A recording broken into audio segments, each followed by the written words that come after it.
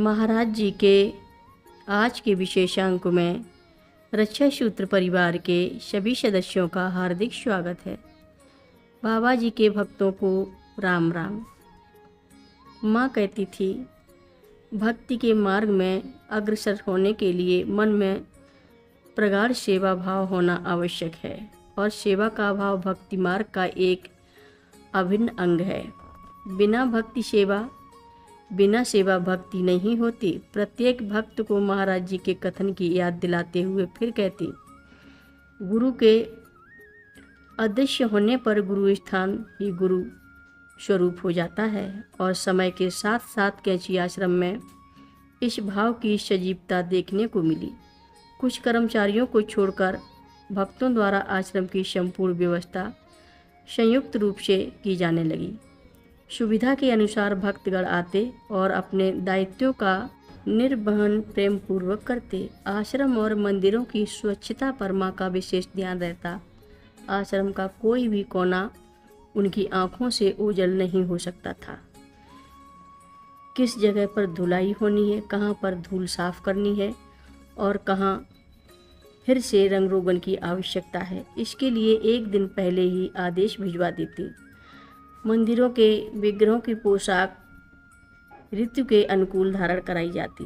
मंदिरों में पीतल के दिए, घंटियां और अन्य बर्तन इतनी अच्छी तरह साफ किए जाते कि आगंतुक उन्हें सोने का ही समझते। आश्रम में आवासीय कक्षों के कंबल, रजाई इत्यादि समय समय पर धूप में सुखाए जाते। बरसात के दिनों में प्रांगण के फर्श की ब्रश से रगड़कर धुलाई की जाती ताकि फर्श में काई न लग सके। यहाँ तक कि आश्रम के कुत्तों के लिए खाने के बर्तन भी माँ की नज़रों से नहीं बचते थे। अगर वह धुले नहीं होते तो माँ संबंधित कर्मचारी को तुरंत बुलवाती।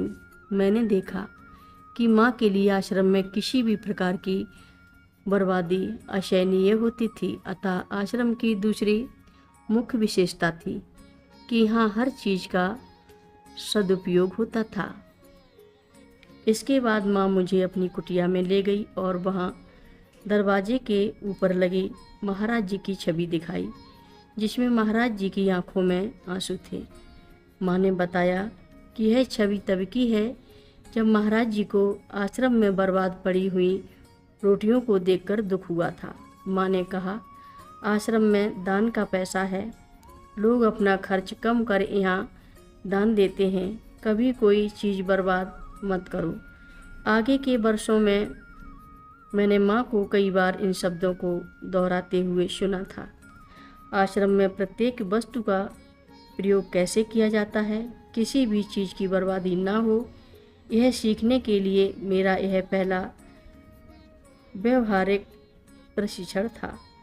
आश्रम के उच्च स्तरीय रख रखाव एवं भंडार गृह की स्वच्छता का कार्य माइयों द्वारा किया जाता था। ये वृद्ध माइयाँ कुछ महीनों के लिए आश्रम में आकर सेवा किया करती थीं। इन्हें आश्रम में माई कहा जाता था। इनमें कुछ वृद्ध दंपत्ति भी होते थे। महिलाएं अंदर सेवा करती और उनके पति मंदिरों के कार्यों में अपना योगदान देते। माइयाँ अधिकतर सफ़ेद परिधान धारण करती और दिन भर आश्रम की सेवा में व्यस्त रहती। ये सभी माइयाँ कैंची की गोपियाँ थीं। माँ के प्रति इनका प्रेम और श्रद्धा अतुलनीय थी। माँ के कहने से पहले ही सब कार्य संपन्न कर लेना उनके समर्पण की पराकाष्ठा थी। कथा लंबी है, आगे की कथा सभी भक्तों को अगले भाग में सुनाएंगे।